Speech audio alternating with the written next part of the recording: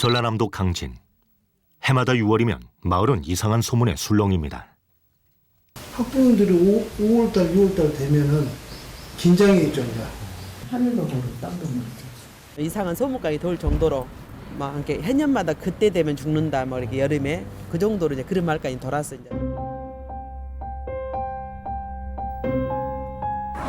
마을을 공포에 떨게 한 6월 괴담의 실체. 그것은 1년 간격으로 실종된 2명의 아이들 때문이었습니다. 당시 9살이었던 김성주 양. 2000년 6월 15일 오후 2시경 강진의 한 초등학교 앞. 평소보다 일찍 수업을 마친 성주는 오빠를 기다리기 위해 학교 앞 문구점으로 향했습니다. 그리고 문구점 앞 평상에 앉아 한동안 오빠를 기다리던 성주. 그런데 몇 분 후 거짓말처럼 성주가 사라져버렸습니다. 성주가 왜 어떻게 사라진 건지 실종에 대한 의문은 풀리지 않았고 시간은 계속 흘러갔습니다.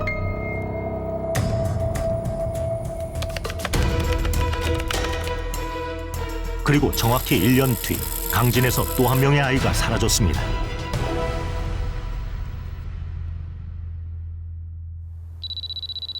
(2001년 6월 1일) 오후 1시경 성주가 사라진 장소에서 차로 5분여 거리 1.2km밖에 떨어지지 않은 곳에서 초등학교 1학년 김하은 양이 실종된 겁니다. 평소처럼 학교 수업을 마치고 집으로 가던 하은이. 하은이는 횡단보도를 건너는 모습이 목격된 이후 실종됐고 14년이 지난 지금까지 돌아오지 않고 있습니다.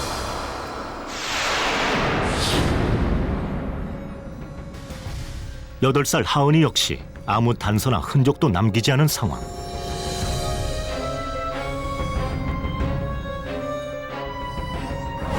(1년) 간격으로 사라진 미스터리한 연쇄 실종 사건.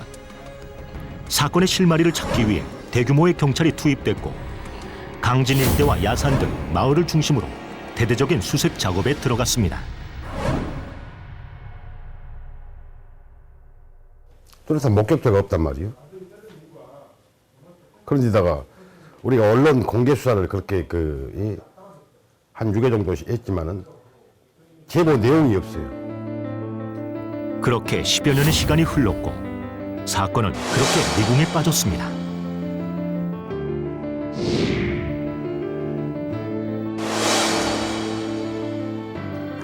연이은 두 아이의 실종은 우연이었을까요? 6월의 그날 실종된 9살 성주와 8살 하은이를 찾습니다.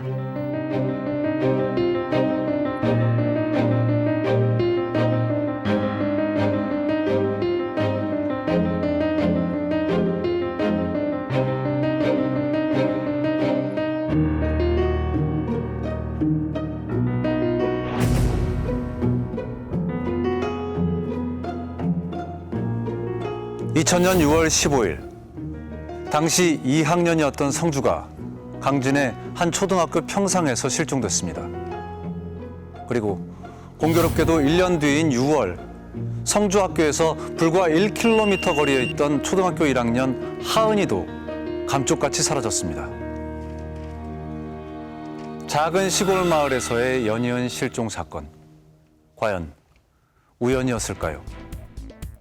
범인은 면식범일 가능성이 높죠.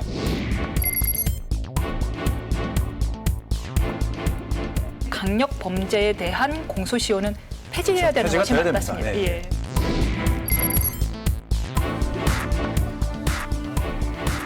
아동 관련 성범죄의 개연성이 있지 않게 될 거고요.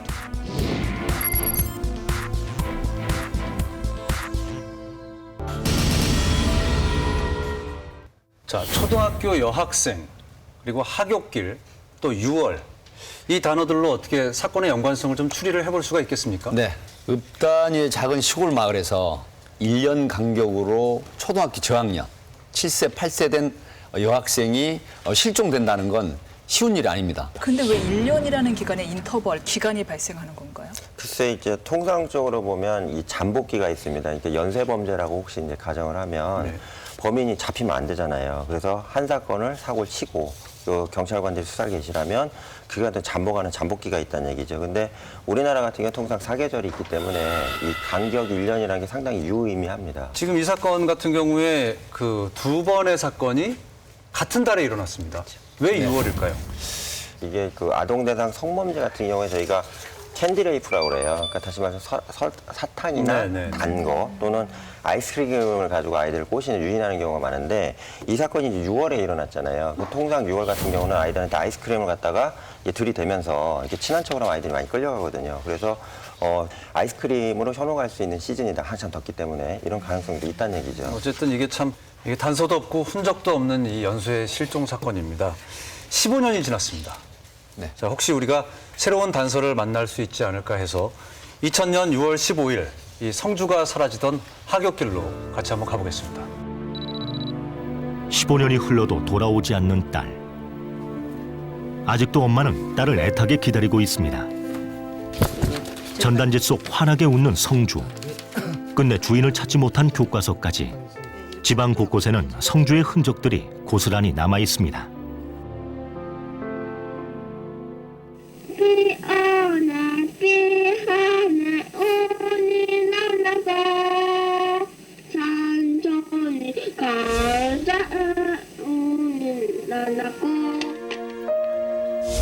집안에 늘 웃음을 안겨주던 밝고 애교 많았던 막내딸. 성주가 사라지고 가족들의 시간은 멈춰버렸습니다. 행여 성주가 돌아올까 차마 버리지 못하고 보관한 성주의 옷들. 이거 초등학교 들어갈 때 옷이죠. 그때 당시에 입었던 옷이에요. 이것이.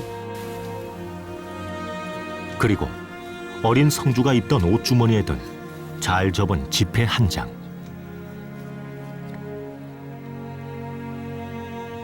왜 넣으셨어요? 그냥 세뱃돈으로 어디 가서 돈 기르지 말고 뭐더라고 이어놔둬요. 근데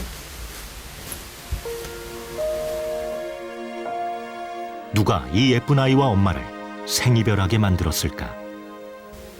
너무 늦게 만나지 말고 될 수 있으면 빨리 만나자. 엄마는 성주가 사라지던 날 아침을 생생히 기억합니다. 그날 또 가면서 옥상으로 올라가더라고요. 우리 옥상으로. 그래서 왜 그리 가냐. 얼른 학교 늦어졌다. 오빠하고 같이 학교 가거라고 했더니 궁뎅이로 엄마 안녕 하라고 궁뎅이로 인사하고 그러고 가더라고요. 그것이 마지막이죠. 그것이 마지막. 여느 날처럼 학교 갈 준비로 바빴던 아침.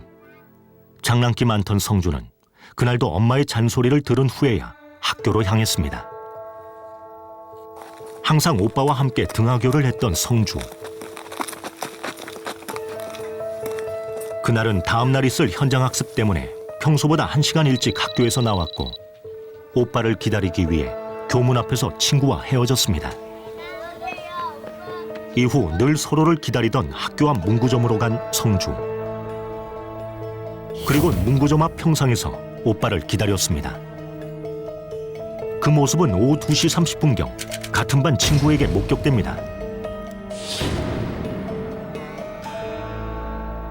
그 후 2시 50분경 평소 친분이 있던 4학년 또 다른 학생이 평상에 앉아있던 성주를 다시 한번 보게 됩니다. 왜 남아있냐고 묻자 오빠를 기다린다고 했다는 성주. 그리고 목격했던 학생도 바로 집으로 향했다는데요. 하지만 2시 50분경까지 목격됐던 성주는 이후 감쪽같이 사라졌습니다. 그 이제 핸드폰은 없었지만 집 전화번호 같은 건 다 기억을 했거든요. 어디 가면은 꼭 가서 집에서 전화도 하고 이모 집도 전화하고 그랬었어요. 할머니 집 전화번호까지 다 아는데 엄마 아빠 이름은 물론 다 알고. 아 모르는 사람들 따라가고 그럴 적은 아니었나요? 아니죠. 예. 제작진은 전문가와 함께 당시 성주의 학교길을 따라가 보기로 했습니다. 성주의 집에서 다니던 학교까지의 거리는 약 1.2km. 농로와 읍내길을 가로지르는 어린 성주에게는 비교적 먼 길입니다. 성주는 그 길 어딘가에서 사라졌던 것일까요? 먼저 성주가 마지막으로 목격된 문구점과 학교 앞을 살펴보는 전문가.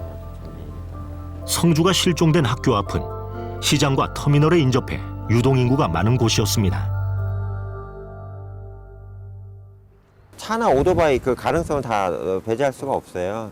학교 앞이기 때문에 차로 픽업하는 건 더 자연스러울 수 있는 거죠. 아이가 대기 중인데 학부형 같은 사람이 와서 싣고 가면 오히려 누가 더 의심하지 안 하지 않겠어요? 이쪽 길로. 학교 앞을 지나 읍내를 가로지르는 성주의 학교길. 거리가 생각보다 멀죠? 멀죠. 네, 한 500m 정도 됩니다. 마을 입구에 있는 중고등학교를 지나자 주변의 건물들은 사라지고 인적도 눈에 띄게 줄어듭니다. 아이 혼자 걸어가기엔 위험해 보이는 길. 보행로가 거의 없고 사실상 차로라고 봐야 되고요. 두 번째는 이제 그 학교 타운 단지부터는 또 거의 인적이 되게 드물어요. 그래서 그 만약에 혼자 갔다고 하면 그 과정상에서 위해를 나갈 수 있는 가능성이 좀 1마리라도 존재한다는 얘기죠. 만약 누군가 성주를 데려갔다면 차나 이동수단을 이용해도 의심을 받지 않을 학교 앞이거나 목격자나 도와줄 어른이 없는 인적이 드문 농로 입구에서 사고를 당했다는 추정입니다.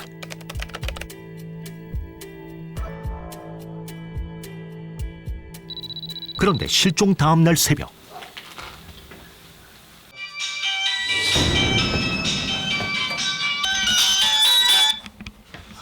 여보세요? 여보세요? 새벽에 전화가 울리더라고요. 전화를 잘못 눌러서 급짐이라고 이제 두 번 받다가 보니까 그래가 전화 끊어져 버렸어요. 수상함을 느낀 아빠는 마을 앞 큰 길로 뛰쳐나갔고 그곳에서 검은 차 한 대를 목격했다고 합니다. 의심스러운 마음에 다가가자 도망치듯 사라져버린 차. 차를 쫓던 아빠는 차량의 뒷번호만 겨우 볼 수 있었습니다. 잠시 후 검은색 차는 새벽 시장을 가던 마을 할머니에게 다시 목격됩니다. 할머니 가 어디요? 그러길래 아저씨 잘 못 왔어. 저쪽에가 긴디. 실종 다음 날 새벽 목격된 검은색의 차량. 과연 성주의 실종과 어떤 연관이 있을까요? 아빠는 목격한 검은색 차의 뒷번호를 경찰에 신고했고 곧바로 검은 차 주인을 찾기 위한 수사가 시작됐습니다. 주변 지역 CCTV는 물론 차량, 차주에 대한 조사도 이루어졌습니다. 동차 번호를 전국적으로 그 수배했더니 약 30여 대가 나와서 공조수사를 했으나 특별한 그 용의점이 없어서 수사에 배제했던 그런 내용입니다. 차량 수사가 한계점에 이른 그때 새로운 목격자가 나타났습니다. 실종 당일 2시 50분경 학교 앞에 있는 성주를 봤던 4학년 학생이 20여 분 뒤 또다시 성주를 봤다고 진술한 건데요. 성주가 우시장 방향으로 남자 3명을 따라갔다는 겁니다. 의심스러워 그들의 뒤를 몰래 따라갔다는 목격자. 집에 갔다가요 나오는데요. 성주가 어떤 오빠 3명한테 따라가고 있어가지고요. 이상해서요 가봤는데. 하지만 곧 그중 한 명에게 발각됐고 빨리 집에 가라. 그 뒤로 더 이상 따라갈 수 없었다고 합니다. 그리고 실종 다음 날 또다시 같은 학교 학생에게 목격된 성주. 남자 2명과 액세서리 가게에 있는 성주를 봤다는 내용인데요. 그 후 가게를 나오는 성주와 인사까지 했다는 겁니다. 성주야 언니. 불안한 표정으로 자신을 불렀다는 성주. 당시 꽤 구체적이었던 아이들의 목격담. 경찰은 이 진술을 토대로 용의자들에 대한 몽타주를 작성했습니다. 먼저 우시장 방향으로 성주와 함께 가던 3명의 남자 중 2사람을 특정할 수 있었는데요.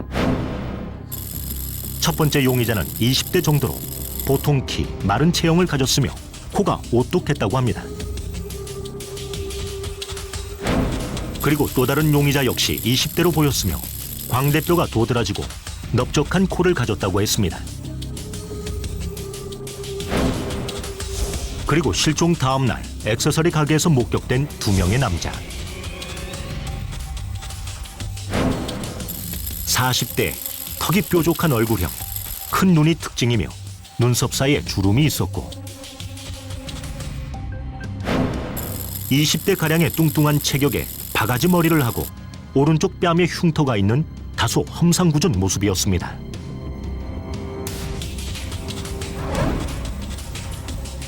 경찰은 몽타주를 토대로 주변 상가와 인근 지역까지 탐문의 범위를 넓혀 수사를 진행했습니다.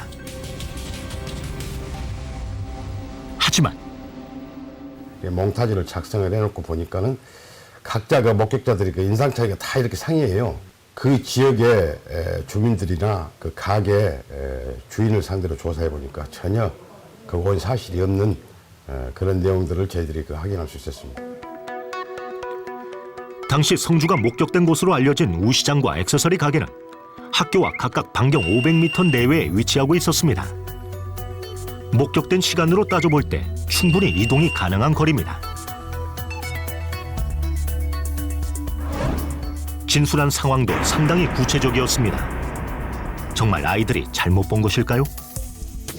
제작진은 목격자와 비슷한 또래 아이들을 대상으로 일정한 상황을 보고 체험한 후 진술하는 신뢰성 실험을 진행했습니다. 먼저 색색의 모래를 이용한 마술과 비둘기가 여러 번 등장하는 마술을 보여줬습니다. 이어서 아이들이 직접 참여하는 주사위 마술과 색종이 마술까지 진행하게 했습니다. 실험 직후 아이들과 면담이 시작됐습니다. 그 마술사 선생님이 하시는 걸 계속 봤어요? 모래 몇 가지였어? 3가지. 파란색, 초록색, 핑크색. 몇 개였어? 2개 있었어요. 하나는 큰 거, 하나는 작은 거.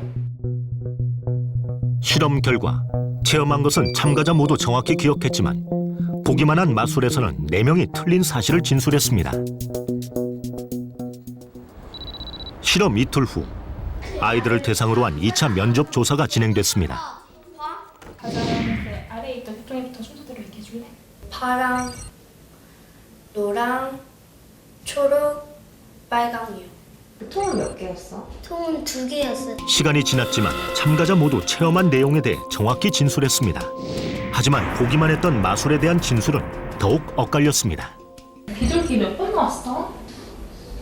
4번. 모래가 몇 가지였다고? 노랑색, 파랑색, 핑크색, 그 다음 초록색. 틀리게 답하거나 새로운 정보까지 만들어내는 아이들. 10명 중 6명은 잘못된 기억을 진술했습니다. 본 것에 대한 아이들의 기억은 달라지거나 틀릴 수 있지만 직접 체험한 것에 대한 기억은 비교적 정확하다는 겁니다. 아이가 그 친구한테 인사를 했다거나 아니면 직접 어느 위치까지 따라갔다거나 이제 그런 정보들은 굉장히 구체적으로 본인이 직접 경험한 정보이기 때문에 진실일 가능성이 높고 아이가 그냥 목격에 지나지 않는 정보를 통해서 인상착의를 형성했다라거나 하는 그런 부분에 있어서는 오정보가 많이 포함되었을 수도 있다라고 판단을 해볼 수 있을 것 같습니다. 첫 번째 목격자 아이가 낯선 남자들을 뒤따라가다 마주한 상황. 빨리 집에 가라. 그리고 두 번째 목격자가 액세서리 가게에서 성주와 인사했다는 내용. 인상착의 등은 부정확할 수 있지만 아이들이 직접 경험했던 상황만큼은 신빙성이 높다는 겁니다. 몇 차례 목격담에도 전혀 행방을 알 수 없는 성주. 검은 차, 낯선 남자들. 맞춰지지 않는 이 조각들이 의미하는 것은 무엇일까요? 성주는 그날 이 우시장을 갔을까요? 갔다면 왜 갔을까요? 글쎄, 저는 과연 이 초등학생들의 말을 믿을 수 있느냐가 당시에도 좀 관건이었던 것 같은데. 이 아이들이 얘기한 게 신빙성이 있어야 되는데 신빙성이 있다고 봐요. 그럼 친구기 때문에. 다만 그 내용이 일관성이 있어야 되거든요. 근데 그 당시 아동들이죠. 이 아이들의 얘기를 들어보면 죄송한데 이리 갔다 저리 갔다 하는 이런 내용들이 많이 나와요. 아이들의 목격 진술이. 그렇죠. 뭐 이제 학생으로 갔다가 성인으로 갔다 이렇게 하기 때문에 경찰에서도 확인돼 보고 탐문도 하고 했는데 그 내용을 담보하거나 증명할 수 있는 상황들이 전혀 안 나왔다는 얘기죠. 여기서 우리가 그 간과한 게 있습니다. 이 지금 친밀감을 형성해 놓은 범인은 자기 범행 대상을 성공으로 마치기 위해서 고등학생 D를 따라가게 했고 이 범인은 앞서거나 뒤서거나 하면서 그 아이와 비슷한 걸음걸이를 옮겼는데 이 아이가 볼 때는 고등학생 D만 따라간 걸로 보이는 것이죠. 그다음에 액세서리 가게에서 봤다는 또 한 명의 목격자가 있잖아요. 이 부분도 2명의 남자 손님이 액세서리 샵에 있었다고 하는데 물론 그중에 1명이나 2명이 범인일 수도 있지만 실질적으로 현실적으로는 그게 안 되죠. 왜 그러냐? 액세서리 가게 주인에게 자기 얼굴을 노출하게 되는 거잖아요. 결국 이 아이가 실종이 되면 수사가 진행이 될 거니까요. 그래서 이 아이에게 평상시 하던 것처럼 돈을 줘서 네가 갖고 싶은 액세서리를 사 하고 들여보냈고 그 아이가 액세서리를 가지고 나왔을 때 사서 가지고 나왔을 때 더 믿음감이 간 친밀감을 형성해 놓은 상태에서 자기가 원하는 장소로 이동을 해서 유인을 하거나 납치를 했을 가능성이 높다. 그러니까 아이가 평소에 다니는 곳보다는 굉장히 사람이 많은 곳이었고 아이의 눈에는 그 고등학생 2명만 보였지만 그 외에 다른 사람들이 있었을 가능성을 놓쳐서는 안 되겠다. 뭐 이런 말씀이신 거죠? 그렇죠. 성주가 사라지고 1년 후 2001년 6월 또 한 명의 아이가 사라졌습니다. 성주가 사라진 학교 앞에서 불과 1.2km 떨어진 지점에서 초등학교 1학년 하은이가 실종된 겁니다. 성주의 실종과 너무나 닮은 사건. 8살 하은이 역시 14년이 흐른 지금도 돌아오지 않고 있습니다. 흔적도 없이 사라진 하은이를 찾아 전국을 헤매는 아빠. 하은이 아버님. 네. 이 아이는 이제 2001년도에 실종됐고요. 지금 현재 있으면 21살 정도 됐고요. 혹시 알 수 없는 사고로 인해 무연고자로 생활을 하고 있는 건 아닌지 보호시설과 병원 등을 다니며 확인하는 겁니다. 지난 14년 동안 기대와 좌절을 반복하면서도 꼭 아이를 찾을 거란 희망을 포기할 수 없었던 아빠. 저희들이 죽는 그 순간까지 계속 일을 해야 되거든요. 어쨌든 이제 조금 험한 말로 어떤 무슨 사망적 근거가 제시가 된다든지 그런 것이 아닌 바에야 저희들은 뭐 계속 찾아다녀야 되는 상황이다 보니까. 악몽이 시작된 것은 2001년 6월 1일이었습니다.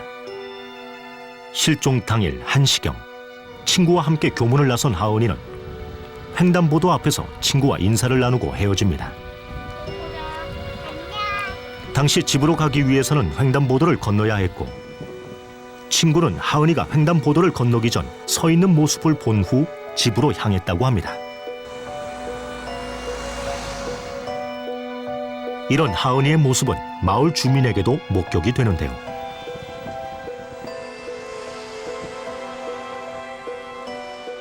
제가 그날 은행을 갔다가 이제 저는 신호에 이제 걸린 거죠. 길을 건너지 못했죠.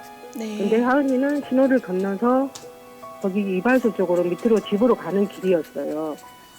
제가 그날 그렇게 없어질 줄은 생각도 못했죠. 골목 초입 이발소까지 가는 하은이의 뒷모습을 봤다는 목격자. 그 이후 하은이를 본 사람은 나타나지 않았습니다. 당시 횡단보도를 건넌 후 마을 초입을 지나 40분은 걸어야 했던 하은이의 집. 혹시 하은이가 사라진 곳을 추정해 볼 수 있을까?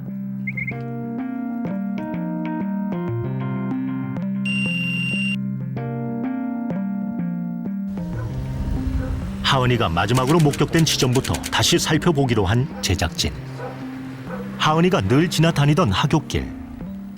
이 집들이 다 오래된 집이에요. 그 당시도 이 집들이 이슬이라고 추정이 되는데 집 자체 인가도 좀 드물고 인적이 거의 드물어요. 그래서 아이가 환한 낮 시간이라도 이 골목을 따라 이동을 했다면 지금부터는 약간 위험 요소가 높아지지 않겠느냐 이렇게 좀 보여지네요. 지금도 낮고 오래된 집이 많은 골목 주변. 대낮임에도 불구하고 인적을 찾기가 쉽지 않습니다. 옛날에는 여가 이제 그 뭐더라 이제 헌집 빈집이 있어. 이게 빈집이고. 네.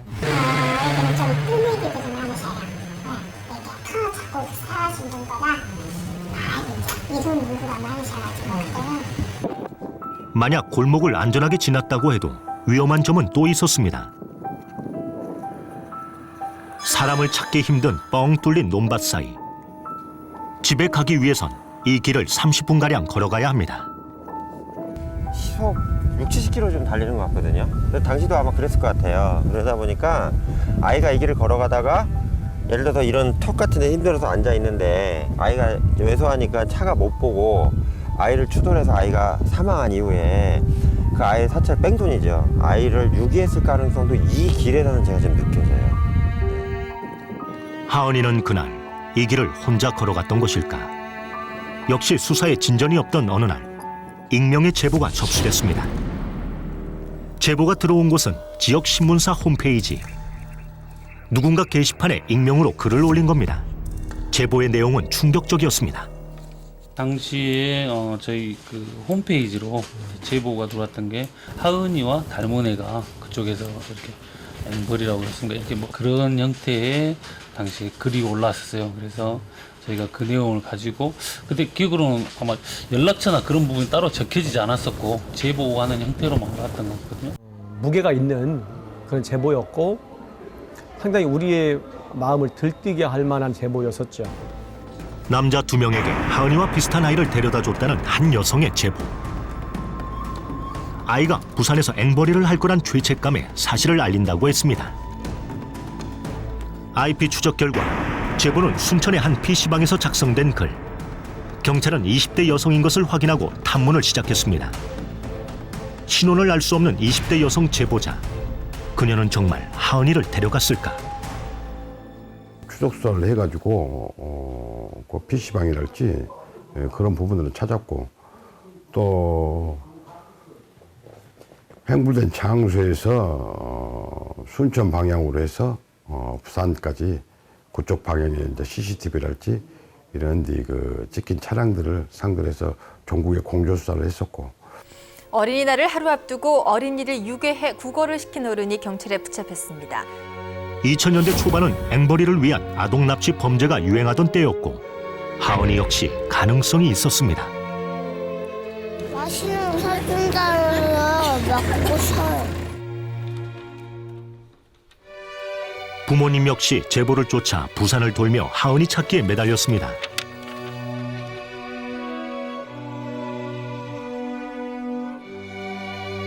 부산의 역 주변부터 지하도까지 안 다녀본 곳이 없었습니다.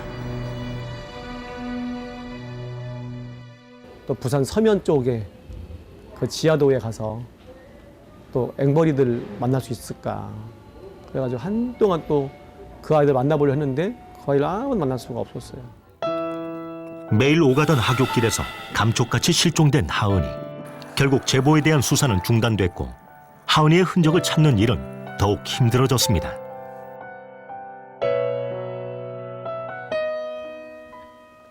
아동 실종 사건에는 공소시효 적용이 되지 않습니다. 하지만 지속적인 수사나 수색은 이루어지기 힘든 것이 현실. 남은 가족들이 할 수 있는 것은 흔적을 추억하고 희망을 놓지 않으려 발버둥치는 일일 뿐입니다. 하은이 그림 일기예요. 그림 일기책. 5월 12일 1학년 4반 30번 희망. 세월이 가면서 2011년 12월 29일 날 지금 제가 살고 있는 거주지인 신안군 앞에 면장의 명의로 우리 하은이가 주민등록증 발급을 해야 된다라고 하는 그 통지서를 받았어요. 근데 이 통지서를 받아서 본인이 가서 지문도 찍고 해야 되는데 하은이는 없는 거죠. 이제는 어른이 됐을 하은이를 기다리는 아빠.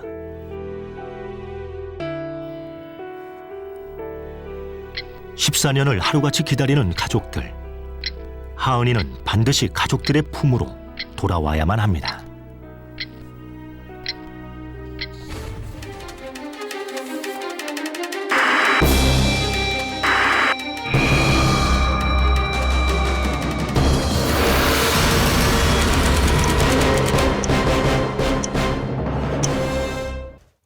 자, 앵벌이 제보를 한 20대 여성입니다. 네. 이 사건이 어떻게 이 제보가 실종의 단서가 될 수 있겠습니까? 저희 범죄학에 보면 범죄 신고 연구 분야가 따로 있어요. 그러니까 신고에 신빙성이 있냐, 신고가 어떤 구체성이냐 이런 걸 따지게 돼 있는데 이 여자분이 글 올려놓은 글만 보면 그 시기에 내부 제보죠. 내가 이런 범행에 가담을 했었는데 아이가 여기가 있고 좀 찾아갔으면 좋겠다 이런 얘기까지 있어요. 근데 문제는 이런 내부 제보나 공익 신고 같은 경우에는 내가 드러나지 않고 그 피해자를 구제해 줬으면 하는 의도가 있기 때문에 구체적으로 애를 어디다 갖다 놨는지, 누군가가 데려갔는지, 그리고 어디로 향하고 있는지에 대한 구체성이 반드시 있어야지 이 공익적 신고 또는 내부 제보의 어떤 효과성이 있거든요. 근데 이 내용을 보면 전혀 내용이 안 나와 있습니다. 어쨌든 그 앵벌이 제보가 거짓이었다고 해도 사실 이런 경우에 이게 장기적으로 가면은 가족들의 애가 타지 않습니까?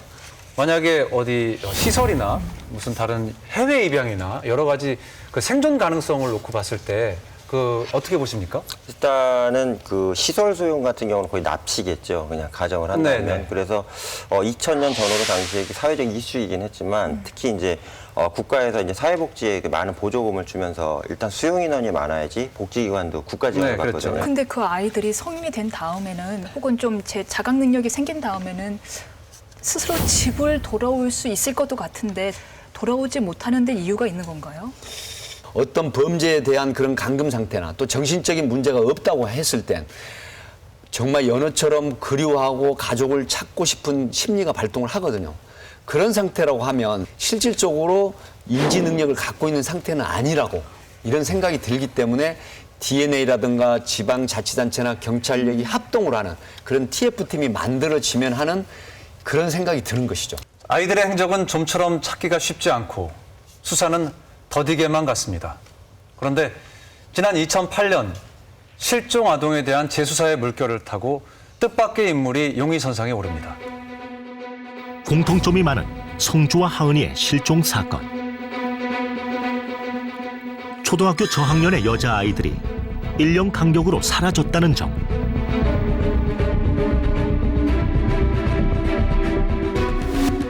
(6월의 하굣길이라는) 사라진 시기 역시 묘하게 닮았습니다. 1.2km 정도로 가까운 실종 장소도 의문스러운 부분입니다. 최초 사건 발생 8년 후인 2008년 아동 대상 범죄 심각성이 대두되자 전국적으로 아동 미제 사건에 대한 재수사가 시작됩니다. 성주 하은이 실종 사건에 대한 재수사도 진행됐습니다. 2008년도에 저희들이 그 재수사를 하면서 성범죄, 오범죄에 대한 범행 이후 살해 가능성 이런 부분에 초점을 두고 이 과정에서 다른 범죄로 이미 수감 중이던 20대 한 남자가 용의선상에 오르게 됩니다.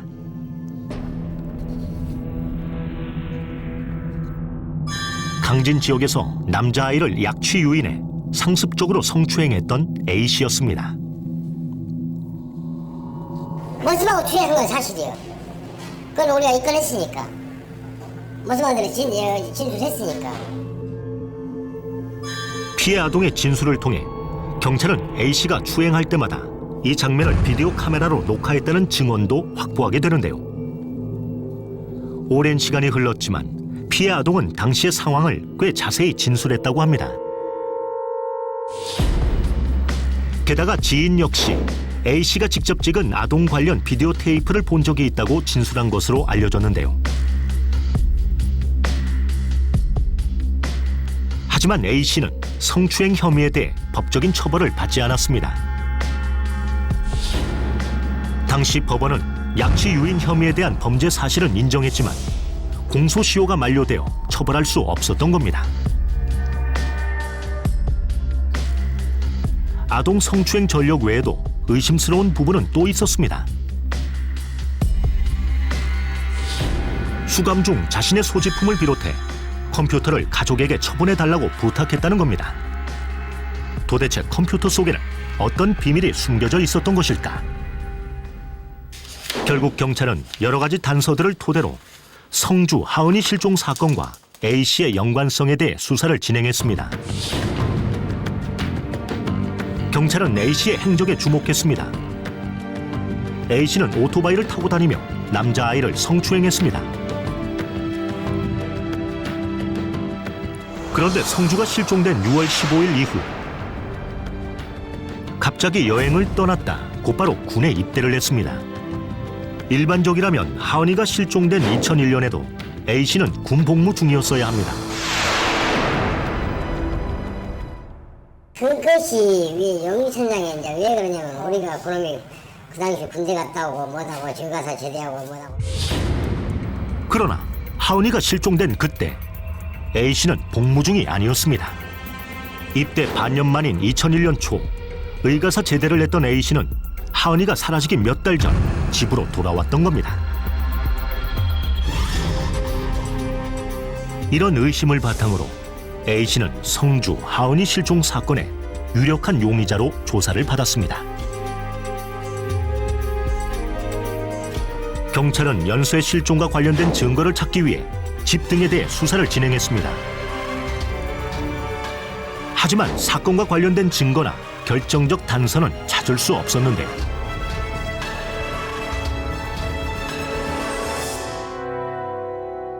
그럼 우리가 아무리 수사하고 비디오테이프 뭐하고 압수수색 영장에서 다 찍고 뭐하고 발각하고 윤민호 씨까지 한 것이요. 뭐 혹시 뭐하고 한가. 이 과정에서 발견된 의문의 메모들.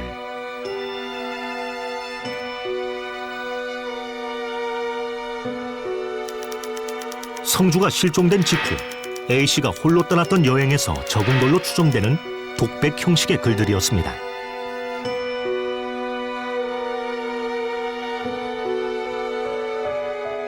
우리는 이 메모를 진술 분석가에게 의뢰해 보기로 했습니다. 네, 안녕하세요. 김경화 선생님. 네. 과연 메모가 가리키고 있는 진실은 무엇일까?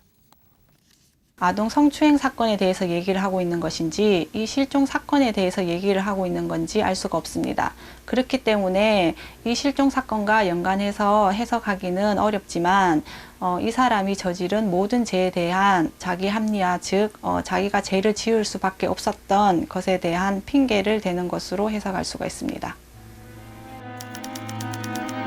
지인에게 쓴 또 다른 글에서는 얼마 전의 일을 언급하고 있는데요. 얼마 전의 그 일은 과연 무엇일까? 보통 얼마 전의 일이라는 표현은 그 시점에서 가장 최근의 일을 가리키는 경우가 보통입니다. 이 사람이 메모를 작성한 시점은 실종 사건이 일어난 후 여행을 가서 작성한 것이기 때문에 여행 중에 어떠한 일이 일어난 것이 아니라면 이 실종 사건을 지칭했을 개연성이 높아 보입니다. 무수한 신문과 수사에도 불구하고 그는 굳게 입을 다물었고 이후 수사는 중단됐습니다. 그 부분에 대해서 지가 기고 아니면 아니라는 것을 아닌 건 왜 아니라는 것을 이렇게 얘기를 했으면은 거의 종결이 됐을 것 아니에요. 배제가 됐을 것 아니에요. 그러니까 종결을 못 잡은 거지. A씨는 어떤 사람이었을까? 그를 알고 있다는 주민을 만나봤는데요. 여기서는 애기가 참 착하고 말도 제자리 안 하고 그런 애기요. 용희 동네에서는 다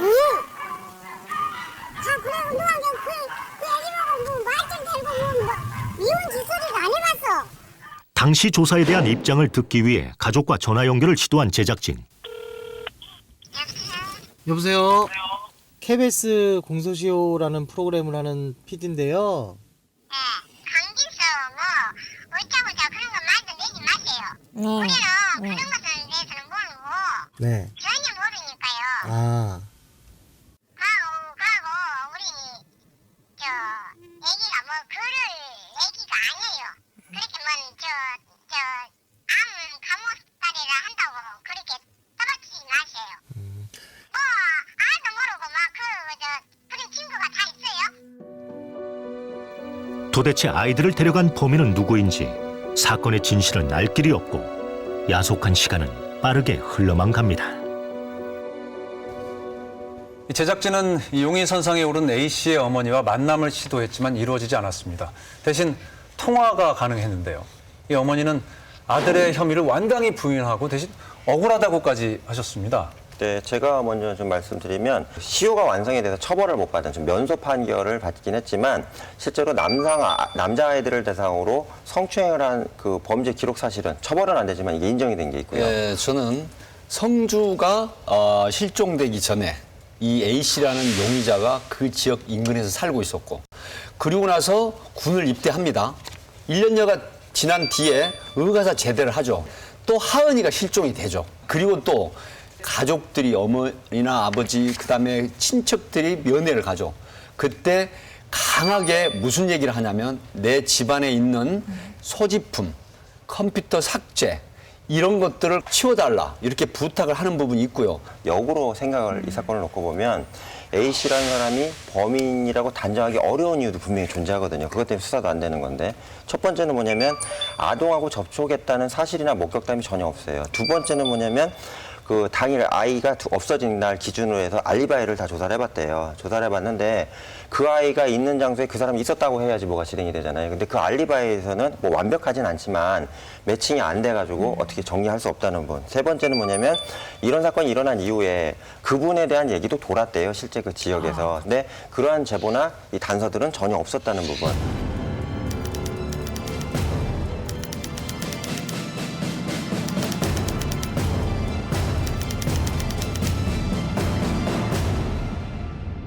이 아이들을 찾는 것도 문제입니다. 근데 아이들을 찾는 시간이 늦어질수록 더 어려워지는 부분이 있다고 들었습니다. 그렇죠. 이제 아이만 못 찾을 뿐만 아니라요. 결과적으로 설령 찾았다 한들 범인이 누구고, 즉 범인 색출도 어렵고요. 그 범인을 처벌하는 것도 어려워지는 겁니다. 이 실종에 제가 듣기로는 실종에는 공소시효가 없다고 들었습니다. 근데 이게 왜 처벌을 하기가 힘들어집니까? 정확하게 말씀을 드리면 실종에는 공소시효라는 개념이 들어가지가 않습니다. 네네. 그러니까 실종이 있으면 수색을 하는 거죠. 실종이 곧 범죄를 의미하지는 않잖아요. 그렇죠. 예. 근데 만약에 그 실종이 알고 봤더니 약취 유인에 의한 것이었다든가 뭐 감금이 연루돼 있다든가 강간 뭐 이런 것이 연루되어 있을 때는 문제는 공소시효가 지나지 않아야 수사를 할 수가 있는데 대부분의 많은 사건들이 공소시효가 이미 지나 있다는 거예요. 만에 하나 아이가 사망을 한다고 해도 처벌이 안 되는 겁니까? 그 대표적인 예가 바로 개구리 소년이입니다. 왜냐하면 개구리 소년 같은 경우에 아이들이 사라진 게 91년도였는데요. 그 후에 11년이 지나서야 드디어 발견이 된 겁니다. 그렇다면 누군가가 살인을 저질렀고 범인을 찾아야 되는 건데 불과 한 4년 후에 공소시효가 만료가 돼버린 거죠. 지난 1991년 집을 나갔다 한꺼번에 실종된 5명의 아이들. 결국 실종 11년 6개월 만에 유골로 발견되면서 대한민국 대표 미제 사건으로 남은 개구리 소년 사건. 24년이 지난 지금도 아이들이 발견되던 그날의 아픈 기억을 잊을 수가 없다는 가족들.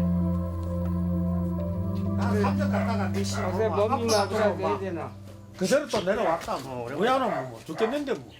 그 수사를 하던 담당 형사가 전화가 왔어요. 오후에 한 6시쯤 돼가지고 어쩐 일이고 가기는 형님 유골 현장에 나타났는데 가보니까 애들이 마석 뛰다. 그만 그때는 막 눈앞이 깜깜해지는 거예요. 사라진 아이들이 발견된 것은 2002년 9월 26일. 그렇게 찾아 헤맸던 실종 장소 인근 대구 와룡산 근처 골짜기였습니다. 끔찍한 주검으로 돌아온 아이들. 아이들의 사망 원인에 대한 충격도 컸습니다. 부검 결과 살해 가능성이 높았기 때문입니다. 두개골에 상처가 있다는 것은 심각하단 말이죠. 그죠? 두개골에 금이가 있고 골절이 되어 있고 하듯이 이제 죽을 당시에 골절로 생각되니까 누군가가 가해를 해서 두개강내 출혈로 사망했다고 판단할 수 있었던 거죠. 치아 발육을 보면 별 차이가 안 난다는 거죠. 그렇다면 얘들이 실종되고 뭐 수개월간 어디 다른 곳에 있다가 사망한 것이 아니라 바로 그때 사망했다는 판단한 거죠. 형사법상 공소시효의 시작점은 범죄 행위가 종료된 시점입니다. 따라서 개구리 소년들의 공소시효 역시 소년들이 살인을 당한 1991년부터 시작됩니다.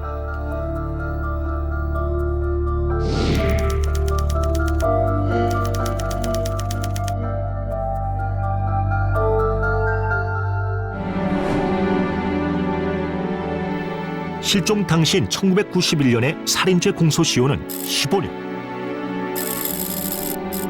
아이들이 발견된 시점인 2002년에는 이미 공소시효가 11년 이상 지난 상황이었습니다. 결국 변변한 수사도 진행하지 못한 채 6월 발견 3년 6개월 만에 공소시효는 만료됐습니다. 선서가 끝났기 때문에 범인이 지금 나와도 죄를 물을 수가 없다. 그래도 어떻게 왜 죽이느냐 하는 그거는 좀 알고 싶지. 공소시효 만료를 앞두고 자식의 억울한 죽음을 위해 싸우는 또 다른 부모가 있습니다. 지난 1999년 5월 집 앞 골목에서 신원을 알 수 없는 사람으로부터 황산 테러를 당한 태환이. 생존율 5%라는 희박한 가능성에도 삶에 대한 강한 의지를 드러냈던 6살 아이는 결국 49일 만에 세상을 떠나고 말았는데요. 이후 범인을 꼭 밝혀내겠다는 아들과의 약속을 지키기 위해 15년간 긴 싸움을 해왔던 가족들.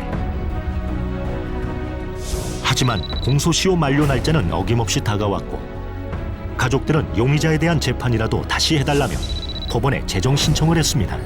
그리고 만료 사흘을 앞둔 지난해 7월 4일 공소시효는 일시 정지됐습니다. 하지만 올 초 법원이 재정 신청을 기각하면서 공소시효가 언제 제기될지 모르는 상황. 근데 자식에 당한 억울함입니다. 그것도 그냥 억울한 죽음을 겪은 게 아니고 이 세상에서는 더 이상 볼 수 없는 처참한 모습으로 세상을 떠났는데 이게 공소시효라는 그 제도에 막혀가지고 그 억울함을 풀어줄 수 없다면 이거는 부모로서는 도저히 존재할 수 없는 거잖아요. 현재 국회에는 살인과 아동 대상 범죄에 대한 공소시효 폐지와 개정에 대한 법률안이 논의 중입니다.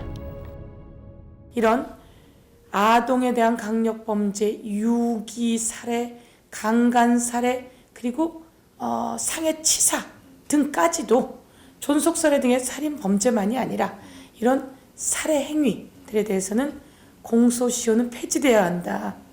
정말 이 공소시효가 살아있다는 것 자체만으로도 그 피해자 측면에서 좀 희망을 줄 수 있다. 저는 그런 측면도 중요하다고 생각을 했기 때문에 이 공소시효 법안이 꼭 통과되기를 저는 바라고 있습니다.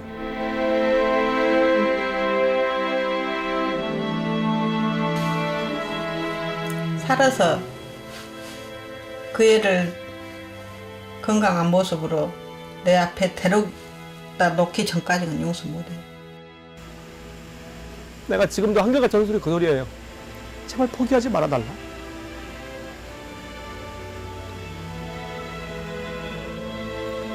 언제가 됐든지 시간이 얼마가 걸리든지 당신들이 알고 있는 모든 수사 기법을 다 동원해서 좀 끝까지 갔으면 좋겠다.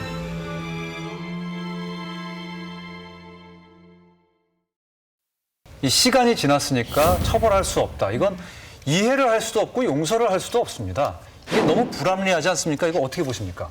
네, 불합리한 상황이 맞는 것 같아요. 그리고 이 상황은 안타깝게도 사실은 입법자들이 미처 예상하지 못한 부분인 것 같아요. 그러니까 이제 이른바 입법의 미비라고 우리가 이런 걸 부르는데요.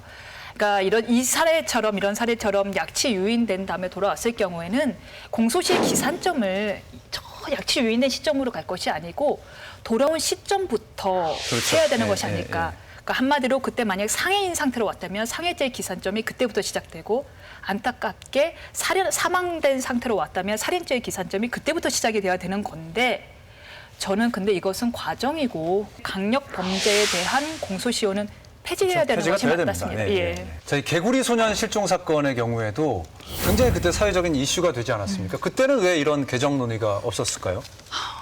있었습니다. 아, 그래요? 그리고 지금도 있어요. 근데 문제는요. 사회적으로 이슈가 되기 전까지는 지지부진하다는 거예요.